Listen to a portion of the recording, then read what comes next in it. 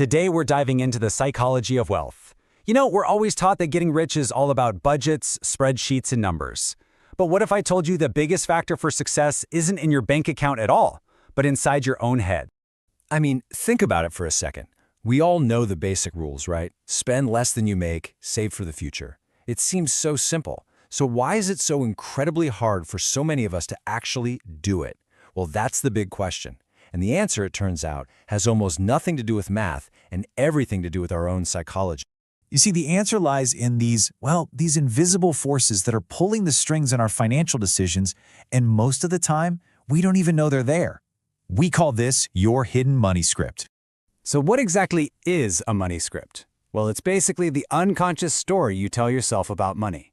Imagine it's like a piece of code, a program that was written for you when you were a kid, based on what your parents said, what you saw, what you experienced. And now that program is just running in the background of your mind, guiding every single dollar you earn, spend, or save. Do any of these sound familiar to you?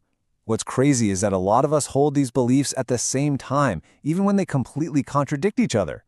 Maybe you were taught that money is the root of all evil, but also that you have to work your fingers to the bone for every penny. Here's the most important thing to get. You can't change a program if you don't even know it's running. Just becoming aware of your script, that is the first and honestly the most powerful step you can take to get back in control.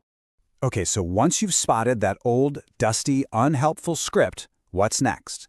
Well, now you get to be the programmer. It is time to roll up your sleeves and actively rewrite your mindset to install a brand new operating system that's actually going to help you build the life you want.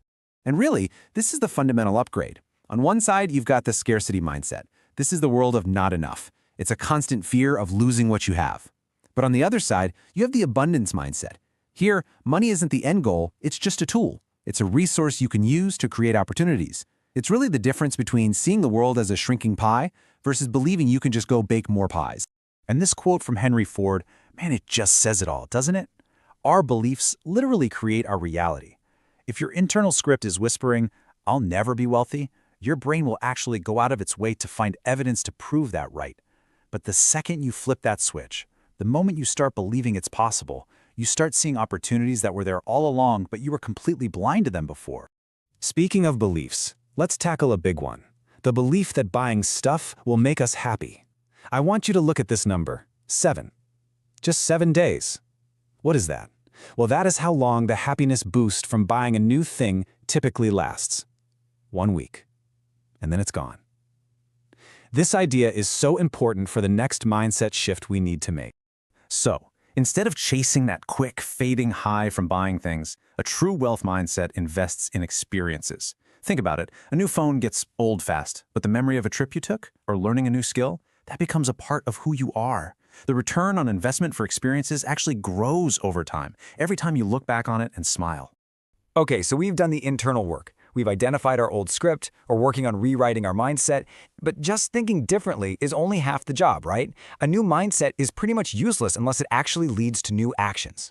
And here is maybe the most crucial point of all. Your willpower? It's like a phone battery. It runs out.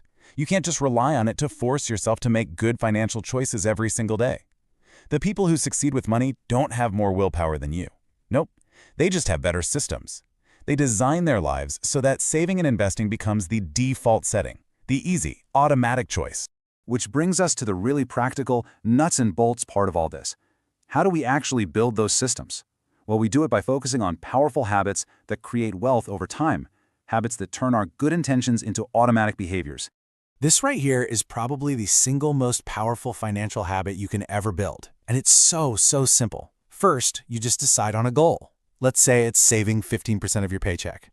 Then you set up one simple rule, an automatic transfer from your checking account to your savings or investment account, and you set it for the exact day you get paid. That's it. You've just paid your future self first without needing an ounce of discipline. Then you just learn to live on whatever's left. It is an absolute game changer.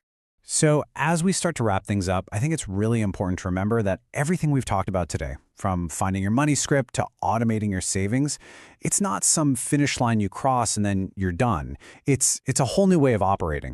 Yeah, true financial well-being isn't about making one giant heroic decision. It's the sum of all the little intentional choices you make every single day. It's a constant process of learning, tweaking, and making sure your actions line up with the future you say you want. Your transformation really does begin right now, with whatever choice you make next. So I'm going to leave you with this final thought. For just a moment, forget about the giant, overwhelming 10-year plan. Instead, ask yourself this.